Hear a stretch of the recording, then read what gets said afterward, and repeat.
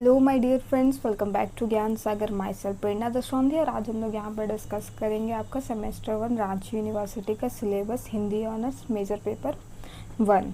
Okay, तो आपका जैसे कि ये फर्स्ट टाइम आपका एग्ज़ाम हो रहा है तो आपको आइडिया होना चाहिए कि कैसे कॉपी लिखना चाहिए, कैसे कॉपी को मेंटेन करना चाहिए, कैसे टाइम मैनेजमेंट करना चाहिए।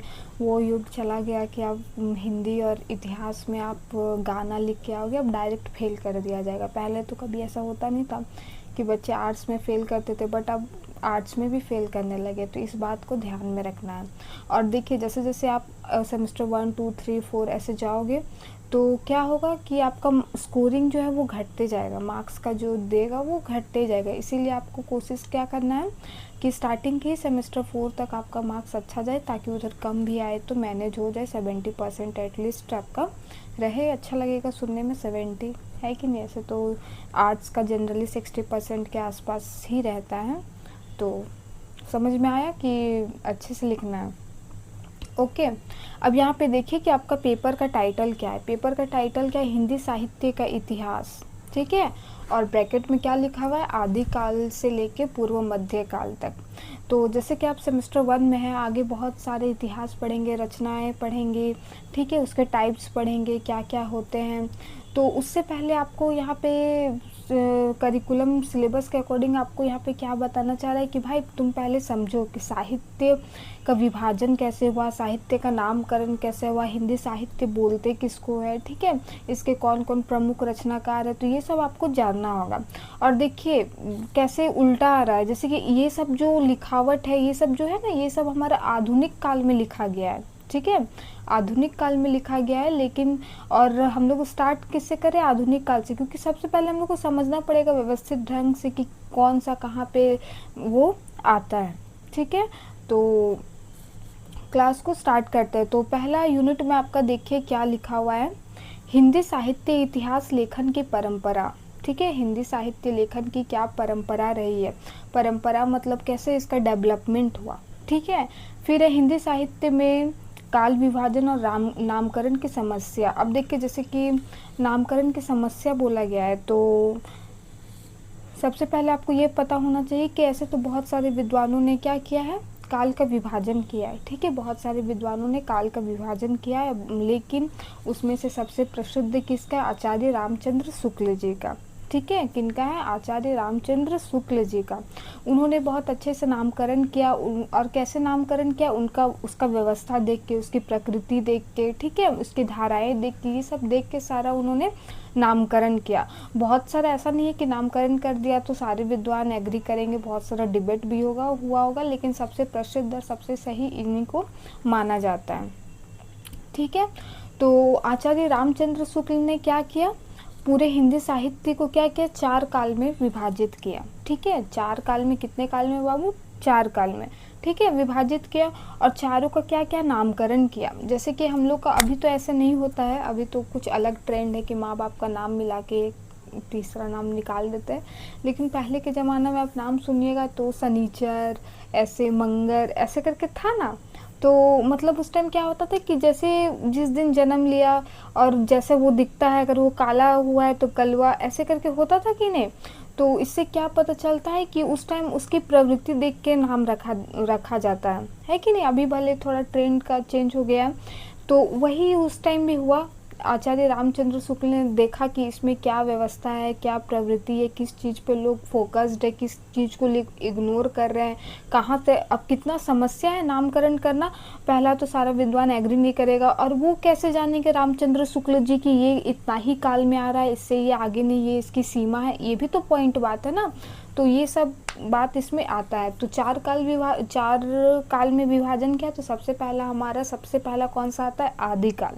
ठीक है, कौन सा काल बेटा? आदिकाल, जिसको हम लोग वीर गाथा काल भी कहते हैं। ओके, क्या कहते हैं? वीर गाथा काल। ये कब से कब तक चला? 1050 से लेके 1375 तक। ओके, ईस्वी तक 1050 से लेके 1375 ईस्वी तक चला।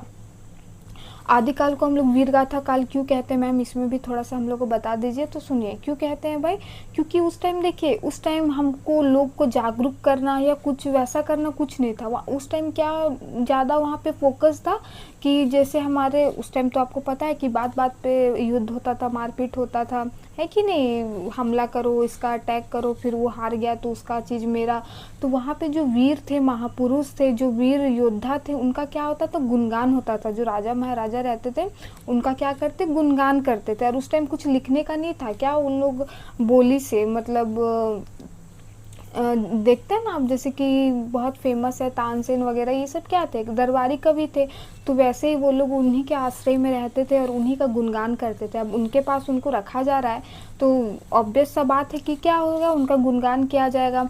अगर उन और जो वहाँ पे युद्ध हुआ, मान लो युद्ध हुआ, तो अब हर कोई तो देखने नहीं गया, तो उस चीज़ को वो लोग थोड़ा अतिशयोक्ति अलंकार लगा के बताते थे कि वहाँ ऐसा ऐसा हुआ। जैसे एक है ना, जैसे कि राणा का घोड़ा वो सोच ही रहा था कि चेतक पार कर चुका था, ऐसा करके कुछ है ना। तो वो मतलब क्या है, वो अतिशयोक्ति अलंकार हो गया। तो उस टाइम वहाँ पे ऐसे यूज़ होता था। ठीक है, महापुरुषों का वर्णन के लिए वो भी खुश और कवि लोग को भी आश्रय मिल जाता था। तब ऐसा कुछ नहीं था कि पोएट है, हाँ ये वो, ठीक है।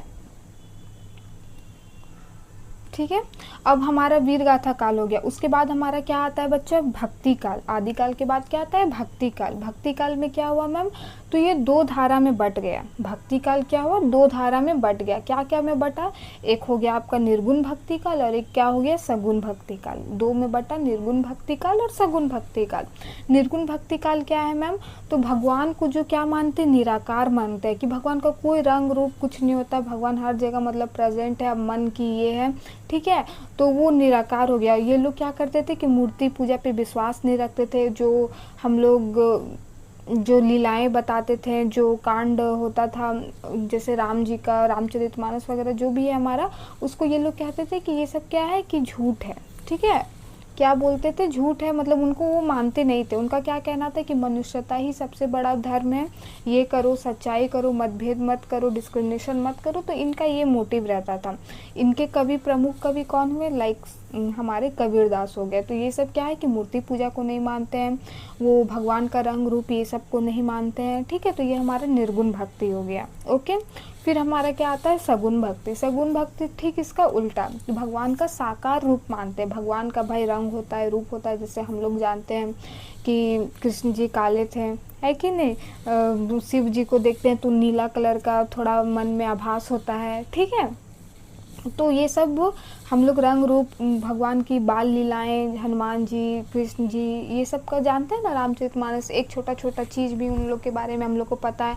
अगर झूठ रहता, चाहे कुछ रहता, तो इतना बड़ा तो कोई कहानी क्रिएट नहीं कर सकता था। इतना बड़ा जो घूमने जाते आज भी जो सबूत मिलते हैं वो नहीं मिल पाता। तो अलग अलग लोगों की थिंकिंग है और उन्होंने अपना अपना बताया। तो यहाँ के फेमस कौन हो जाएंगे राइटर भाई, हमारे भक्ति काल के। भक्ति काल में भी कौन सा, सगुण भक्ति। तो हमारे सूरदास हो जाएंगे जो कृष्ण भक्ति पर लिखते थे। उसके बाद ये तो धारा हो गई दो, फिर अलग अलग क्या हो गया, उसमें शाखाएं हो गए। कोई विष्णु पे लिख रहे हैं, कोई शिव पे लिख रहे हैं, ठीक है, वो चीज़ होता था। तो भक्ति काल क्लियर है। भक्ति काल कब तक चला भाई, तो जहाँ उधर छूटा था 1375 में, तो यहाँ 1375 से आपका 1700 तक चला। ओके, अब हमारा आ गया क्या, रीति काल। भक्ति काल, हाँ रीति काल। रीति वर्ड किससे आया भाई, श्रृंगार रस से आया। यहाँ पे क्या होता था कि अब लोगों को लगने लगा कि हाँ भाई लिख तो हम रहे हैं, लेकिन क्या होना चाहिए, वाक्यों में सौंदर्यता होनी चाहिए, थोड़ा प्रभावशाली होना चाहिए। पर आदमी पढ़े तो नहीं लगे भाई कि हाँ कुछ मतलब जनरल ये से हम लोग कुछ ऑर्डिनरी से कुछ हम एक्स्ट्रा ऑर्डिनरी पढ़ रहे हैं। और विद्वान भी अपनी काबिलियत दिखाएंगे कि नहीं भाई मेरे को रस का अलग अलग, छंद का अलग अलग, अलंकार का हमको प्रयोग आता है। ठीक है, तो वो चीज़ वहाँ पे वो लोग साबित कर रहे थे। और इसको क्या हुआ, इसको तीन ये है, रीतिबद्ध, रीति सिद्ध और एक मुक्त करके आगे पढ़ेंगे तो हम लोग आ जाएगा। इसमें क्या था कि जो एक, जैसे हम लोग अभी एप्लीकेशन लिखते हैं तो एक फॉर्मेट बना है ना, फॉर्मेट बना है कि भाई तुम पहले टू द प्रिंसिपल नहीं लिखोगे, पहले तुम एड्रेस लिख दोगे तो गलत हो जाएगा। तो उस टाइम वैसा ही था, नियम बहुत ज़्यादा था। ठीक है, क्या था, नियम बहुत ज़्यादा था और श्रृंगार रस की वहाँ पे क्या थी, प्रधानता थी। फिर नायिका भेद, वहाँ पे स्त्री को थोड़ा महत्वपूर्ण दिया गया। स्त्री का रंग रूप, उसके व्यवहार पे बात किया जाता था, लिखा जाता था। नायिका भेद जिसको बोलते हैं, शास्त्र मतलब वही कि नियम बने हुए थे, इसको फॉलो करना था तो एक आपका अच्छा रहेगा। उसमें भी ऐसा नहीं है कि सब उसी चीज़ को फॉलो कर रहे थे, कोई फॉलो कर रहे थे, कोई नहीं फॉलो कर रहे थे, कोई मुक्त होके लिख रहे थे कि नहीं भाई ये जो नियम बना हुआ है वो क्या हो रहा है, मेरे दिमाग को रोक रहे हैं, हम उससे अलग होके रीति मुक्त करके है, ये इससे अलग होके हम नियम वगैरह से अलग लिखते थे। कोई क्या करते थे, क्या करते थे, दोनों को बैलेंस बना के लिखते थे, ठीक है। इमोशन को भी ध्यान देते थे और जो नियम का जो क्या है, जो काव्य का जो शास्त्र है, जो नियम है, वो सबको भी फॉलो करते थे। तो उसको ज़्यादा बेटर माना जाएगा कि भाई थोड़ा प्रभावशाली भी दिखे और मेरे इमोशंस भी आ जाए, है कि नहीं। तो ये हमारा क्या हो गया, भक्ति काल हो गया। ओके, क्या क्या है बच्चा, आदि काल है जिसको हम लोग वीर गाथा काल भी कहते हैं। फिर हमारा भक्ति काल हो गया, उसके बाद हमारा क्या हुआ, रीति काल हो गया। रीति में हम लोग श्रृंगार रस की प्रधानता देखते हैं, काव्य शास्त्र का यहाँ पे देखते हैं कि नियम वगैरह सब बनाया गया। उसके बाद हम लोग का क्या आया, एक आधुनिक काल, ठीक है, जो कि अभी तक चल रहा है, ठीक है। आधुनिक काल अभी तक चल रहा है। इसके अंदर भी छायावाद, प्रयोगवाद अलग अलग बांटा गया। अब लगा लोगों की नहीं भाई, बहुत गलत हो रहा है। क्या गलत हो रहा है कि साहित्य में इतना शक्ति है, हम लोग साहित्य को समाज का दर्पण मानते हैं, इसमें इतना शक्ति है कि हम लोगों को क्या कर सकते हैं, जागृत कर सकते हैं, है कि नहीं। ठीक था, हम लोग को पता चल गया कि जो हमारा काव्य है, जो गद्य, और इसमें भी आधुनिक काल में ही गद्य साहित्य का आपको पता होगा कि विकास हुआ। पहले क्या पद का ही चलता था, अभी उसके बाद गद्य साहित्य का आधुनिक काल में विकास हुआ। ओके, तो लोगों को लगा कि नहीं भाई, हम लोग क्या कर सकते हैं, इसको और आगे बढ़ा सकते हैं, लोगों को जागरूक कर सकते हैं। लोगों को क्या कर सकते हैं, जागरूक कर सकते हैं। किसके प्रति, तो शिक्षा के प्रति कर सकते हैं। जो बड़े बड़े नेता थे, जो लोगों पे, आम आदमी पे, गरीब पे अत्याचार कर रहे थे, शोषण हो रहे, तो कौन शोषण कर रहा है, ठीक है, इस पे। और जितना हमारे समाज में कुरीति बना हुआ था, जैसे कि दहेज प्रथा, सती प्रथा, ठीक है, और अंधविश्वास का तो बहुत ज़्यादा था, अभी भी है कि नहीं, अंधविश्वास का हो गया। तो ये सबको लगा कि नहीं, ये सब से हम लोग क्या कर सकते हैं, लोगों को जागरूक कर सकते हैं, कम कर सकते हैं। इसको पूरा तो ख़त्म नहीं किया जा सकता, लेकिन हम लोग जागरूक कर सकते हैं। कैसे मैम, आप तो बताइए कि सब तो पहले तो पढ़े लिखे नहीं थे, तो कैसे सब जागरूक हो जाएंगे जो पढ़ेंगे। भाई याद करो, नुक्कड़ नाटक होता था, ड्रामा होता था, छोटा छोटा एक्ट होता था, तो वो क्या होता था, जनजीवन से जोड़ने के लिए। और ऐसा नहीं था कि प्योर हिंदी में लिखा जाता था, जो लोक भाषा होता था, जो बोली होता था, उस पर किया जाता था, ठीक है। तो ठीक है, इतना इसमें बताने का था, नामकरण वाला आपको बता दिए। अब जैसे जैसे क्वेश्चन आएगा होगा इसमें, ठीक है। चलिए एक बार सिलेबस को फिर देख लेते हैं। ये जो चारों काल था बहुत इंपॉर्टेंट था, जिसको डील कर दिया। आई होप आपको समझ में आया होगा। आगे बढ़ते हैं। देखिए, फिर हमारा यूनिट 1 का तो देख लिए, यूनिट 2 में देखते हैं हमारे। ओके, तो क्या है भाई, तो आदिकाल का नामकरण कैसे पड़ा, काल सीमा क्या है, आदिकालीन काव्य प्रवृत्तियाँ क्या थी, सिद्ध साहित्य क्या है, बौद्ध धर्म का आपको पता होगा, नाथ साहित्य क्या है, फिर रासो काव्य परंपरा क्या है, पृथ्वीराज रासो की प्रामाणिकता, ठीक है, प्रामाणिकता क्या है, फिर प्रमुख रचनाकार विद्यापति है, अमीर खुसरो है, तो इनका है। इकाई 3 में भक्ति आंदोलन की पृष्ठभूमि। भक्ति आंदोलन क्या है भाई, इसकी पृष्ठभूमि, इसका बैकग्राउंड क्या है, भक्ति काव्य की क्या प्रवृत्तियां हैं, संत काव्य परंपरा क्या है, सूफी काव्य परंपरा क्या है, कृष्ण काव्य परंपरा क्या है, राम काव्य परंपरा, प्रमुख कवि कबीरदास, जायसी, सूरदास, तुलसीदास और मीरा, सब ये सब क्या है, भक्ति काल के कवि हैं, ठीक है। तो स्टार्ट करते हैं। पहले कुछ एमसीक्यू है, आप ये मत सोचिएगा कि भाई यार 5 गो आएगा, हटा देते हैं इसको, डायरेक्ट लॉन्ग आंसर क्वेश्चन में जाएंगे। लेकिन हमारा शॉर्ट आंसर से 1 वाला से क्या होता है, थोड़ा बेस क्लियर होता है। ओके, ताकि आपको आगे भी समझ में आएगा, इसीलिए स्किप नहीं करना है, पूरा देखना है। ओके, और आप लोग को अच्छा लग रहा है, बुरा लग रहा है, आप लोग कमेंट ज़रूर कीजिएगा, ताकि अगर कुछ है तो हम भी उस पर सुधार करेंगे, अगर नहीं है तो, अगर है तो हम थोड़ा खुश होंगे कि चलो भाई मेरे वजह से किसी का हेल्प हो रहा है, ठीक है। तो आप लोग को कमेंट करना है, इससे क्या होगा, मेरा भी थोड़ा अप्रिसिएट मोटिवेशन मेरे को मिलेगा। ओके गाइज, मेरे प्यारे प्यारे बच्चों, यूनिट 1 में देखो।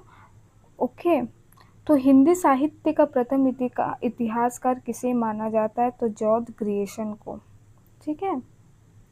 एक हम पढ़े थे ये वाला में, छोड़ो, देखो सेकंड देखो, हिंदी साहित्य में इतिहास को व्यवस्थित रूप से लिखने वाले विद्वान कौन थे। ऐसे तो बहुत सारे विद्वान रहे, लेकिन अगर हमें आचार्य रामचंद्र शुक्ल जी का नाम दिखता है तो हमको उन्हीं के साथ जाना है बच्चा। ओके, थर्ड में हमारा कि हिंदी साहित्य का इतिहास नामक प्रसिद्ध ग्रंथ किसने लिखा है? तो आचार्य रामचंद्र शुक्ल ने हिंदी साहित्य का इतिहास ही लिख डाला है। सोचिए कितना कठिन होगा, कोई भी रचना करने से ज़्यादा कठिन क्या होगा, उसके साहित्य के बारे में लिखना, उसके समय सीमा को ये करना, इवन उन्होंने नामकरण भी दिया है। तो बहुत ज़्यादा ज्ञानी व्यक्ति होंगे तभी कर पाए हैं, संभव हो पाया है। और एक व्यक्ति ने बहुत सारा मिल के टीम वूम होगा कुछ, और बहुत इनको पढ़ना भी पड़ा होगा, एक एक इतिहास उठा के पढ़ना पड़ा होगा, है कि नहीं, वो भी प्रमाण के साथ।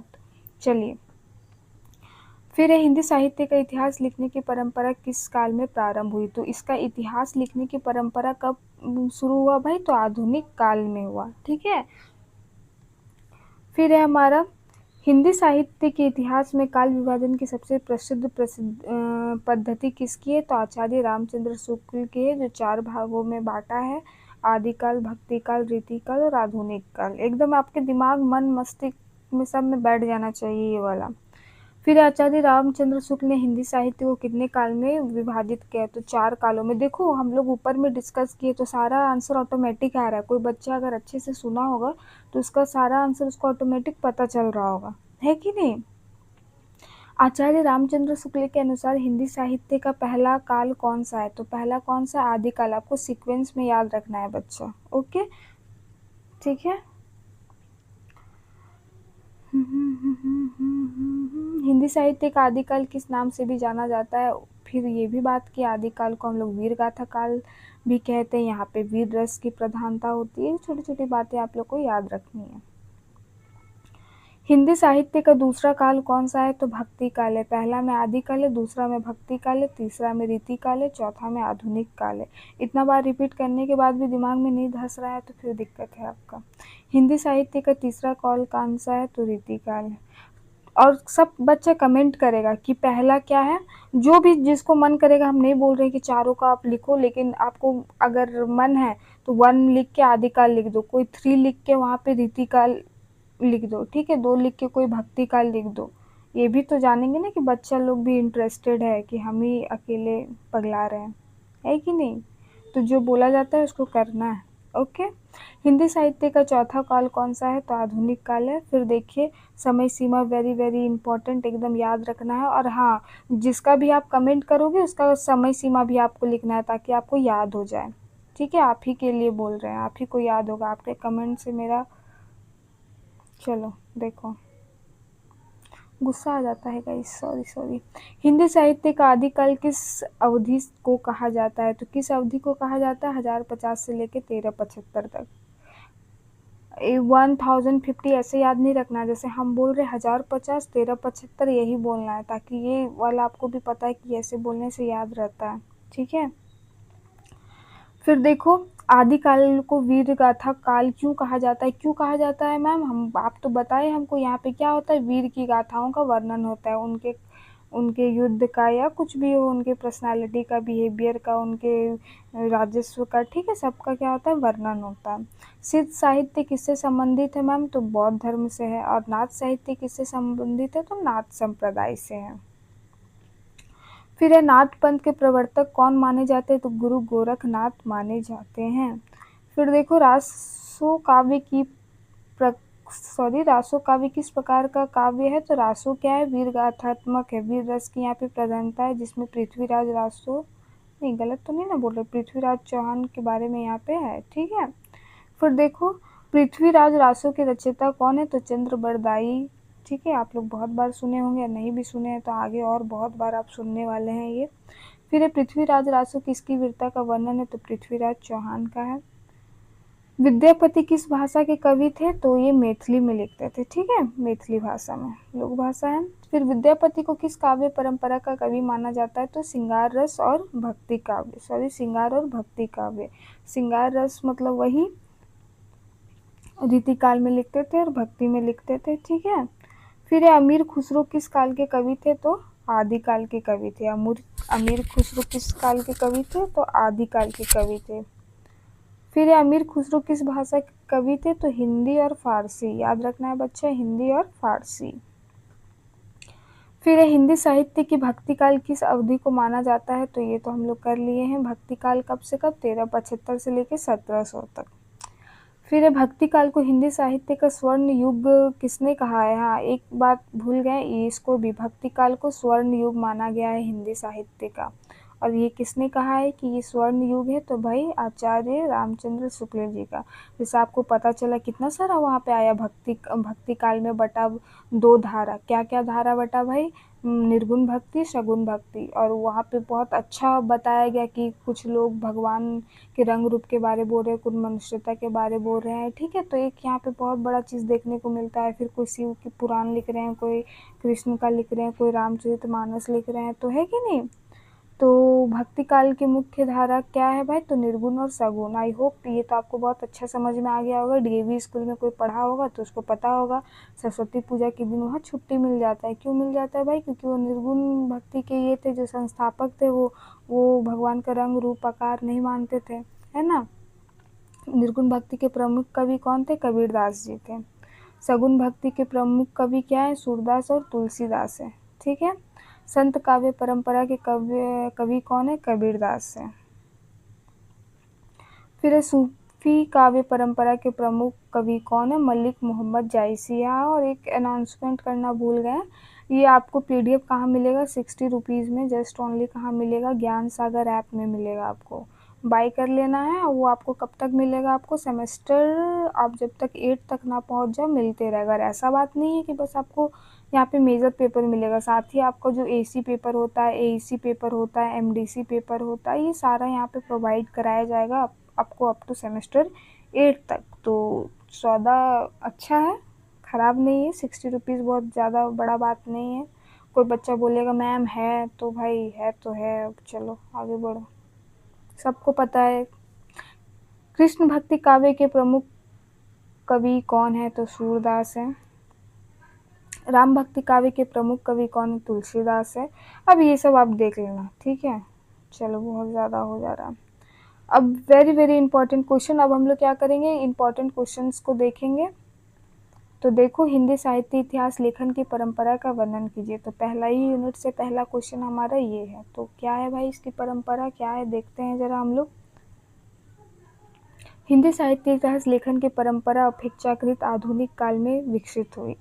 प्रारंभ में हिंदी साहित्य का इतिहास व्यवस्थित रूप से उपलब्ध नहीं था। प्रारंभ हिंदी साहित्य मतलब हमारा क्या, रीतिकाल तक तो कोई इसका व्यवस्थित रूप नहीं था, कोई इसको बांटा नहीं था, कोई समझा नहीं था, बस लिख रहे थे। ऐसा भी नहीं है कि कोई ना कोई तो होगा, हो सकता है वो हम लोग को पता ना हो, ठीक है। तो धीरे धीरे विभिन्न विद्वानों ने साहित्य की परंपरा, कवियों और उनकी रचनाओं का अध्ययन करके हिंदी साहित्य इतिहास लिखने का प्रयास किया। बहुत सारे ये ने क्या किया, अब उसमें रिसर्च शुरू कर दिया कि क्या उसका ट्रेडिशन था, क्या कवि की सोच थी, क्या धारणाएं थी, अवधारणाएं थी, ठीक है। उसके बाद सब ने लिखना शुरू किया। सबसे पहले विदेशी विद्वानों ने हिंदी साहित्य के इतिहास को संकलित करने का कार्य प्रारंभ किया। सबसे पहले तो वो संकलित करेगा तभी तो बात आगे बढ़ेगा। इनमें प्रमुख रूप से गार्दा द फारसी नाम लिया जाता है। हाँ, गारसा द फारसी, यही हम फर्स्ट क्वेश्चन में नाम लेने वाले थे लेकिन याद नहीं आ रहा था। ये भी इनको प्रमुख साहित्य इतिहासकार या प्रथम ऐसा कहा जाता है, लेकिन वहाँ जॉर्ज ग्रियर्सन लिखा हुआ है, तो आप देख लेना, ठीक है। मैंने एक बार पढ़ा था कि यही है गारसा द तासी, लेकिन यहाँ पे जॉर्ज ग्रियर्सन है। आप एक बार क्रॉस चेक कर लेना, ओके। उन्होंने हिंदी साहित्य के कवियों और उनकी रचनाओं का विवरण प्रस्तुत किया। इनके बाद जॉर्ज ग्रियर्सन ने हिंदी साहित्य के इतिहास को व्यवस्थित रूप देने का प्रयास किया, ओके। फिर देखिए भारत के वो तो हमारे हो गए फॉरेनर। अब हमारे भारत के जो विद्वान हैं, आचार्य रामचंद्र शुक्ल का योगदान सबसे महत्वपूर्ण माना जाता है।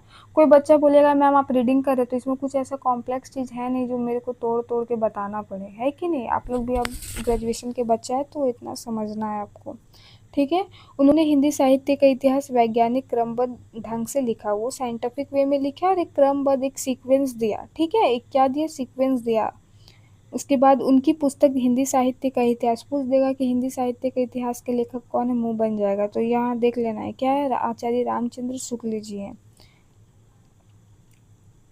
ठीक है। अब देखिए यहाँ पे बताया जा रहा है कि वहाँ पे वो कितने भागों में बांटा, तो आदिकाल, भक्तिकाल, रीतिकाल, आधुनिक काल, ये सब है। इसके बाद आपको अलग अलग अगर विद्वान का भी नाम जानना है तो डॉक्टर राम कुमार वर्मा है, आचार्य हजारी प्रसाद द्विवेदी है, डॉक्टर नगेंद्र आदि है। सब ने किया लेकिन फेमस कौन हुए? हमारे आचार्य रामचंद्र शुक्ल जी हुए, ठीक है। इनका सबका महत्वपूर्ण योगदान रहा है, इनका भी नाम थोड़ा ये दे देना है, ठीक है, इनका भी हक बनता है। ये भी इम्पोर्टेंट क्वेश्चन है कि क्या काल विभाजन में क्या समस्या आई होगी भाई, क्या समस्या आई होगी। इतना तो इजी नहीं होगा, हम लोग को भी पता है, लेकिन समस्या क्या आई होगी ये हमको थोड़ा डाउट हो रहा है, आपको भी मन में आ रहा होगा है। तो चलिए देखते हैं क्या समस्या है भाई। ये दिल तुम बिन। हिंदी साहित्य के इतिहास में काल विभाजन एक महत्वपूर्ण और जटिल विषय था, बहुत जटिल, बहुत कॉम्प्लेक्स, बहुत हार्ड चीज़ था, आप सोच भी नहीं सकते हैं, ठीक है। अगर आपको एक बच्चा का ही नाम देने दे देता है तो आपको इतना आपका इतना शक्ति नहीं है कि आप अपने से तुरंत नेट में खोजने लगते हैं Sanskrit name for baby girl, Sanskrit name for baby boy, ऐसे करते हो कि नहीं। सोचो तो एक पूरा साहित्य का इतना बड़े एकदम बड़ा विशाल को बाँटना, not a cup of T, है कि नहीं। देखो, साहित्य के विकास को समझने के लिए उसे विभिन्न कालों में विभाजित किया जाता है, लेकिन यह कार्य सरल नहीं है। अलग अलग विद्वानों ने अलग अलग आधारों पर काल विभाजन किया, इसलिए इसमें समस्या के रूप देखा जाता है। सबका तो थिंकिंग पावर और सबका परसेप्शन और सबका ये तो सेम नहीं ना हो सकता है, बच्चा सबका अलग अलग होगा। तो वही बात यहाँ पे बोला जा रहा है। सबसे पहला काल विभाजन का प्रयास विदेशी विद्वानों ने किया, बाद में भारतीय विद्वानों ने इसे अधिक व्यवस्थित रूप से हिंदी साहित्य के काल में विभाजन के लिए आधार किए। देखिए बात यही हो गया, जब हमारे घर में झगड़ा होता है तो बाहर के लोग आते हैं और इसको सुलझाने का प्रयास करते हैं, लेकिन वो बस थोड़ा सा ये होता है, सुलझाता कौन है, घर के ही मेंबर सुलझाते हैं। ऐसा नहीं कि वो लोग बाहर वाले समझा के चल गया तो ये लोग को पूरा दिमाग में अट गया, नहीं भाई। जब तक घर का बच्चा नहीं समझेगा, घर का आदमी नहीं समझेगा, तब तक कुछ सुलझ नहीं सकता है। एकदम परफेक्ट एग्जाम्पल दिए हैं, अगर आप इसको को रिलेट कर पा रहे होंगे तो आप तेज हैं, अन्यथा दिक्कत है, ठीक है। चलो मजाक कर रहे हैं गाइस, आप लोग बहुत तेज हैं। देखिए किस आधार पर बांटने का प्रयास किया, ये भी इम्पोर्टेंट है। तो क्या है, पहला ऐतिहासिक आधार। मैम ये ऐतिहासिक आधार क्या लग रहा है, क्या होगा। तो देखो, कुछ विद्वानों ने इतिहास की घटनाओं के आधार पर साहित्य को विभिन्न कालों में विभाजित किया। जो हमारे इतिहास की जो घटनाएं हैं, जो इवेंट है, जो इंसिडेंट है, कुछ कुछ उसके आधार पर क्या क्या बांटने का प्रयास किया। कोई अब क्या बांटेगा भाई, कोई भाषा के आधार पे बांटेगा कि हाँ इसमें मैथिली यहाँ पे बोला जा रहा था, यहाँ फारसी बोला जा रहा था, ये वो, तो इस आधार पे भी बांटा जा सकता है कि नहीं। और किस भाषा का कैसे विकास हो रहा है उस पे भी ध्यान दिया जाएगा, तो भाषिक आधार पे भी बांटा जा सकता है। फिर देखिए साहित्य प्रवृत्तियों का आधार, नेचर के आधार पे जो हमारा लिटरेचर है, जो साहित्य, उसका ये इम्पोर्टेंट है। देखिए कई विद्वान ने साहित्य के प्रमुख प्रवृत्तियों का आधार बनाकर काल विभाजन किया। बहुत लोग जो प्रवृत्ति थी उस पे उन लोग बांटा, क्या प्रवृत्ति थी भाई। तो इन सभी प्रयासों में आचार्य राम शुक्ल का विभाजन सबसे अधिक प्रसिद्ध प्रामाणिक माना जाता है। उन्होंने साहित्य की प्रवृत्तियों को सामाजिक परिस्थिति को ध्यान में रखते हुए हिंदी साहित्य को 4 कालों में बांटा। जो हमारा एक है कि जो हमारे समाज की जो परिस्थिति होती है, जो सिचुएशन होता है, उससे इन्फ्लुएंस्ड रहता है क्या, हमारा साहित्य। देखो वीर गाथा काल में वीरों का महानता था, वहाँ पे वीर झगड़ा झगड़ा बोल रहे सॉरी युद्ध करते थे, है कि नहीं। तो उस टाइम उसका वर्णन है, तो जो समाज में हो रहा है उसी का तो प्रभाव उसके लिटरेचर में, उसके साहित्य में पड़ा, ठीक है। तो यही बात है, जब हम लोग का अंधविश्वास, दहेज प्रथा, सती प्रथा ये था, तो उस टाइम वो सब चीज़ हम लोग को कहानी देखने को, पढ़ने को मिलता है, तो समाज का परिस्थिति का असर पड़ता है कि नहीं। हाँ देखो अब बता देना है कि क्या क्या बांटा है काल, ये सब, ठीक है। इस पे तो और बात करने का आई डोंट थिंक कि इसमें ज़रूरत है, ठीक है। तो यही रहा, ओके। अब देखो सेम क्वेश्चन था क्या जी, यहाँ पे ना इतिहास में काल, यहाँ पे समस्या नहीं है, ठीक है। ये समस्या का बात हम लोग नहीं किए, यहाँ पे हम लोग किस आधार पे बांटे हैं उसका बात किए हैं। अब देखते हैं समस्या का आधार, थोड़ा सा इसको आप देख लीजिएगा क्या क्या समस्या हुआ। तो हिंदी साहित्य के इतिहास में नामकरण की समस्या भी एक महत्वपूर्ण विषय है। साहित्य की विभिन्न कालों को नाम देना आवश्यक होता है ताकि उस काल की प्रमुख विशेषताओं का स्पष्ट किया जाए। उसके नाम से ही हम उसको स्पष्ट कर लेंगे कि भक्ति काल है, मतलब यहाँ भक्ति का बात हो रहा है। रीति काल है, मतलब यहाँ पे श्रृंगार रस और यहाँ पे नियम और कानून का बात हो रहा है। वीर रस में हम लोग को वीर गाथा में पता चल रहा है वहाँ महापुरुष का बात हो रहा है। तो एक नाम लेते ही उसका छवि स्पष्ट रूप से दिखता है कि नहीं, तो ये इसका खासियत बन गया। लेकिन अलग अलग विद्वान अलग अलग नाम दिए हैं, जिस कारण ये समस्या उत्पन्न हुई। सब चाहता है भाई कि हम आगे बढ़े, वो पीछे रहे, है कि नहीं। उदाहरण के लिए हिंदी साहित्य के प्रारंभिक काल कुछ विद्वान आदि काल कहते थे, जबकि आचार्य रामचंद्र शुक्ल इसे वीर गाथा काल कहा है। आचार्य शुक्ल ने क्या कहा, वीर गाथा क्या कहा, वीर रस की प्रधानता थी, वीरों का बात होता था, वहाँ का वर्णन होता था उनकी गाथाओं का। कुछ लोग आदिकाल के हैं, इस कारण इस काल में वीरों की गाथाओं करने वाली रचनाएं अधिक लिखी है। उसके बाद क्या है हमारा भक्ति काल। भक्ति काल में क्या हुआ भाई, धार्मिक साहित्य का युग माना गया, यहाँ पे धर्म को सबसे सर्वोपरि रखा गया, ठीक है। तो वो हुआ। फिर देखिए, नामकरण की समस्या का प्रमुख कारण यह है कि किसी भी काल में एक ही प्रकार की साहित्यिक प्रवृत्ति नहीं होती है। बात सही है, अब ऐसा थोड़ी ना है कि सब एक ही जैसा लिखेगा, ऐसा तो नहीं होता है। तो उसको भी डिफ्रेंशिएट करना थोड़ा मुश्किल है, लेकिन किया गया, जिसको एवरेज में जो ज़्यादा निकला उसी पे हुआ, है कि नहीं। तो एक ही समस्या कई बार प्रकार रचनाएं लिखी जाती, इसलिए उस काल को किसी नाम से पूर्णतः व्यक्त करना कठिन होता है। फिर भी अधिकांश विद्वान साहित्य की प्रवृत्ति को ध्यान में रखते हुए कालों का नामकरण किए। पूर्णतः सत्य नहीं है, एवरेज एवरेज। ओके, चलो अब देखो यहाँ पे है कि रामचंद्र शुक्ल का क्या योगदान है, आप इसको देख लेना। बहुत ज़्यादा ही, बहुत महत्वपूर्ण और बहुत ही प्रभावशाली इनका रहा है। इन्होंने लिखा भी, हिंदी साहित्य का इतिहास कैसे बांटा है सब लिख देना है मिला जुला के, ठीक है। सब तो एक एक क्वेश्चन को डील करना इज़ नॉट पॉसिबल। अब देखिए इंपॉर्टेंट क्वेश्चन बता दे रहे हैं, उसके बाद आपको अगर मन रहेगा तो कमेंट कीजिएगा, पार्ट 2 लाएंगे, अदरवाइज़ खुद पढ़ सकते हैं तो पढ़ लीजिएगा, कोई इतना बड़ा बात नहीं है, ठीक है। फिर है प्रश्न संख्या 5, हिंदी साहित्य के इतिहास के अध्ययन की आवश्यकता और महत्व पर प्रकाश डालिए। हिंदी साहित्य के इतिहास के अध्ययन, ये वाला जो नहीं पढ़ के गया वो भी लिख देगा कि क्या उसका आवश्यकता रहा है। बिना अध्ययन किए आप लिख लीजिएगा, बिना संकलित किए आप लिख लीजिएगा, बिना उसके बारे जाने लिख लीजिएगा, बिल्कुल नहीं करिएगा। तो उसका बदलती प्रवृत्ति और सब कुछ, उसका मानसिकता को समझना होगा, उसका परंपरा को समझना होगा, उसका संस्कृति को समझना होगा, है कि नहीं। फिर 6 में हिंदी साहित्य इतिहास लेखन के प्रमुख आधारों का विवेचन कीजिए। क्या क्या प्रमुख आधार रहा है। ऊपर हम लोग बात किए कि ऐतिहासिक रहा है, सामाजिक रहा है। समाज में जैसे रीति रिवाज परंपरा चलेगा वैसे ही हमारा साहित्य में दिखेगा। क्यों दिखेगा मैम, क्योंकि साहित्य समाज का दर्पण होता है, ठीक है। भाषिक आधार, जैसे भाषा की अलग अलग शैली क्या होती है, परिवर्तन होते गया है, सुधार होते गया है, तो वही सब लिखना है, साहित्यिक परिवृत्तियाँ। और क्या है इसमें, प्रत्येक काल में कुछ विशेष साहित्यिक प्रवृत्तियाँ, मतलब प्रत्येक काल में हमको क्या दिखा, कुछ अलग एक हम लोग को विशेषता दिखा। क्या दिखा विशेषता मैम, भक्ति काल में भक्ति भावना थी, रीति काल में श्रृंगार और अलंकार की प्रधानता थी, वीर गाथा में वीर रस की प्रधानता थी। तो कुछ कुछ प्रवृत्तियाँ प्रमुख दिखाई दी है ना भाई, तो वही लिखना है। फिर सांस्कृतिक आधार लिखना है कि जो हमारे परंपरा इतिहास क्या भूमिका निभाती है, वो सब आपको लिख देना है, सब मिला जुला के एकदम बढ़िया से। यूनिट 2 में है अब आदिकाल। देखो प्रश्न संख्या 1 में है कि हिंदी साहित्य के आदिकाल का नामकरण और काल सीमा पर प्रकाश डालिए।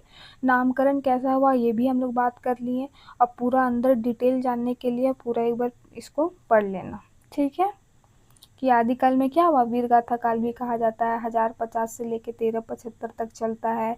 इसमें वीर रस की प्रधानता थी, वीर गाथाओं का था, कवि उसी के आश्रय में लेके रहते थे। ये सब लिख देना है, पूरा डरना नहीं है बच्चा, ठीक है। सबसे प्रथम में आता है, ओके, कुछ इसके प्रमुख कवि का नाम दे दीजिएगा, कुछ रचनाओं का नाम दे दीजिएगा, बस हो जाएगा। सेकंड में आदिकालीन काव्य की प्रमुख प्रवृत्तियों का वर्णन कीजिए। तो क्या थी भाई प्रमुख प्रवृत्ति, प्रवृत्ति मतलब नेचर, ठीक है। तो क्या हम लोग को तो पता है कि उस टाइम धार्मिक परिस्थितियाँ भी थी, ऐसा थोड़ी ना था कि बस भक्ति काल में धार्मिक परिस्थिति थी, ऐसा नहीं था। ऐसा भी नहीं था कि राजनीति आज खाली मोदी चला रहा है, पहले भी चलता था, भले शासन में थे चाहे जो भी थे, तो सबका लिखना है, वीरता का वर्णन होता था, ठीक है, युद्ध में योद्धाओं का, उनके पराक्रम का, ठीक है, जैसे पृथ्वीराज रासो जो किनके द्वारा लिखा गया है, चंद्रबरदाई के द्वारा लिखा गया है। राजाओं की प्रशंसा है, वहाँ पे देखिए राज दरबार ये वर्ड आया है ना, इसी के बारे में बोल रहे थे, ठीक है, राज दरबार कवि होते थे, वहीं रहते थे, वहीं खाते थे, वहीं सोते थे, दिन भर उनकी गुणगान करते थे, ठीक है। फिर धार्मिक प्रवृत्ति थी, धार्मिक विचार दिखाई देते थे, लोग चाहेंगे कि हम क्या करें, अध्यात्म से जुड़े रहें, हमें कोई उसका कहानी बताए, कोई पोयम बताए, कोई कोई अच्छे से उसको लय में बताए, तो था कि नहीं धार्मिक प्रवृत्ति। हम लोग आज भी क्यों सुनते हैं, गाना चाहिए कुछ भी, ताकि हम लोग को धर्म से जुड़ा रहे, अध्यात्म से जुड़ा रहे। तो उस टाइम तो वहाँ रेडियो और गाना तो था नहीं, तो आदमी लोग ही ना गाएगा और उसको बताएगा। फिर देखिए लोक जीवन का चित्रण है, भाषा सरल था, ठीक है, लोक भाषा के निकट था, जो आम आदमी भी जान सके, ठीक है, ऐतिहासिक तत्व जो घटनाएं इंसिडेंट था उसके बारे में बताया जाता था, ठीक है।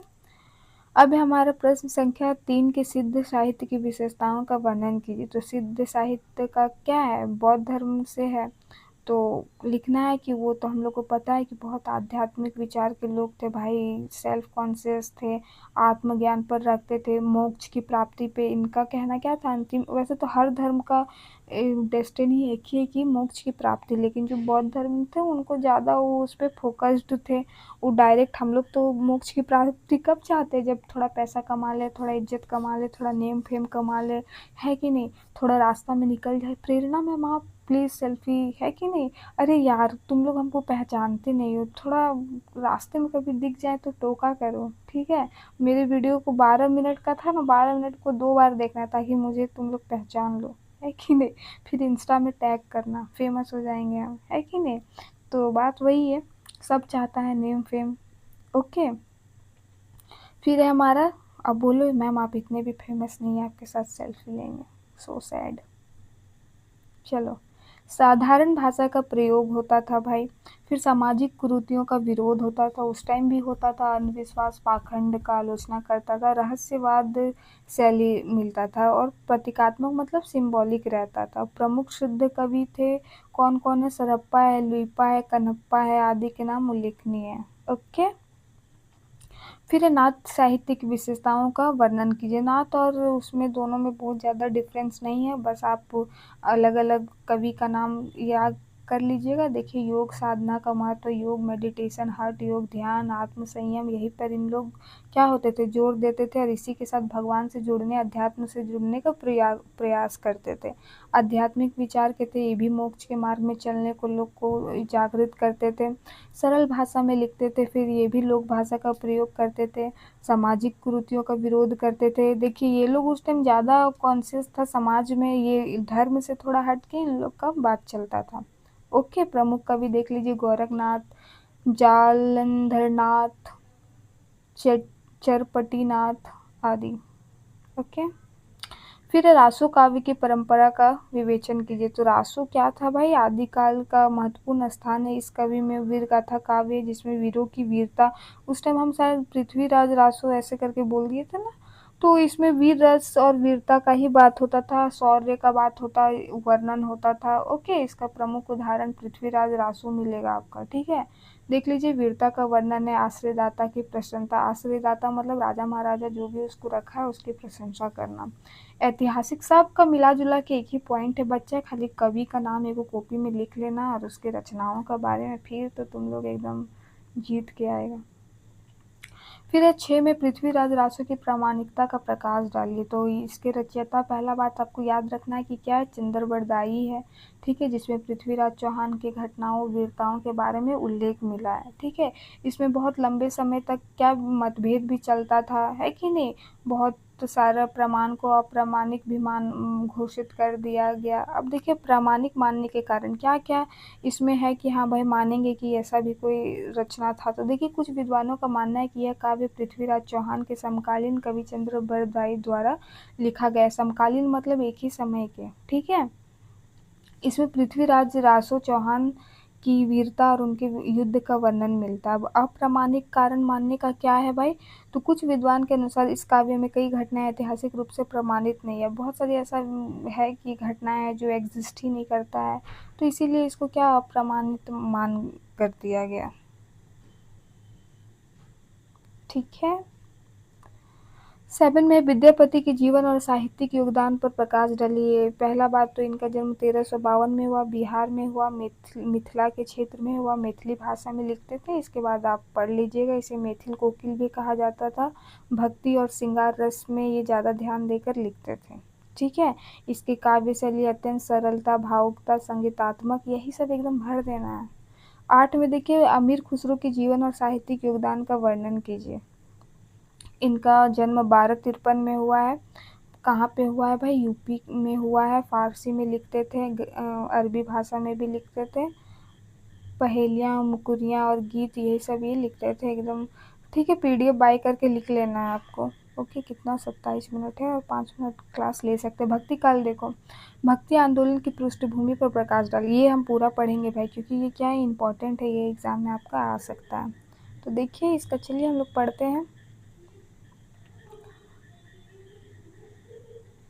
भक्ति आंदोलन मध्यकालीन भारत का एक महत्वपूर्ण धार्मिक और सामाजिक आंदोलन था। ठीक है। भक्ति, अब ऐसा मत सोचिए यहाँ मार पीट चाहे कुछ हो रहा था, ये कलम की लड़ाई थी।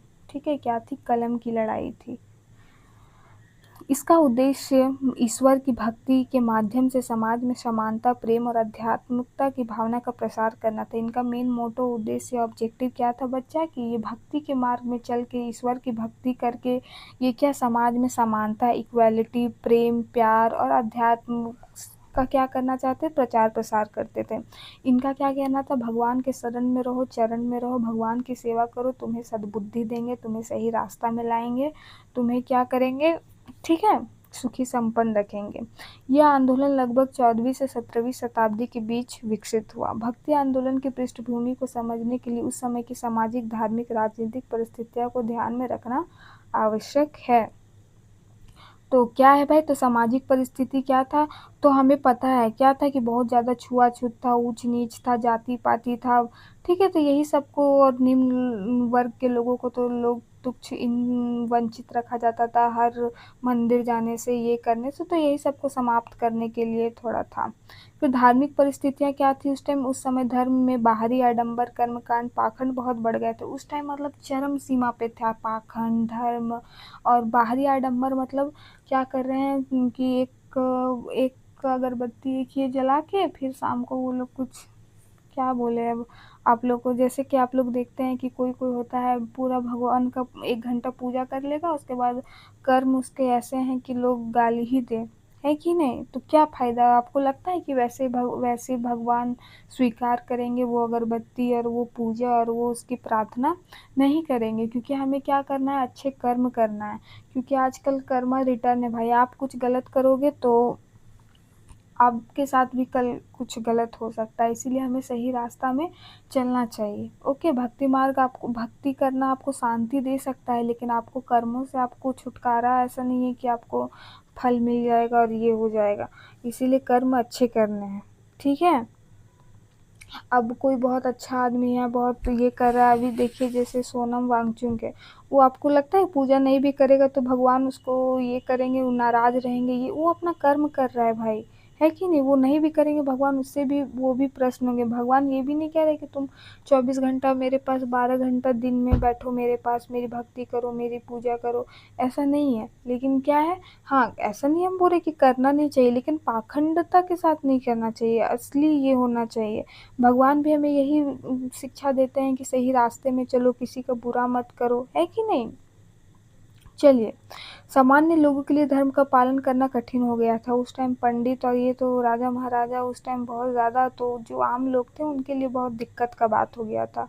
ठीक है। फिर इस्लाम का प्रभाव है, संत सूफी संतों का योगदान है, लोक भाषा का प्रयोग है, तो ये सब आप देख लेना। फिर देखिए, भक्ति काव्य की प्रमुख प्रवृत्तियों का वर्णन कीजिए। क्या क्या प्रवृत्ति है भाई, तो ईश्वर के प्रति भावना, ठीक है, श्रद्धा था, भक्ति था। फिर सामाजिक समानता का विचार, यहाँ पे भी लोग जाति पाति को ख़त्म करना चाहते थे।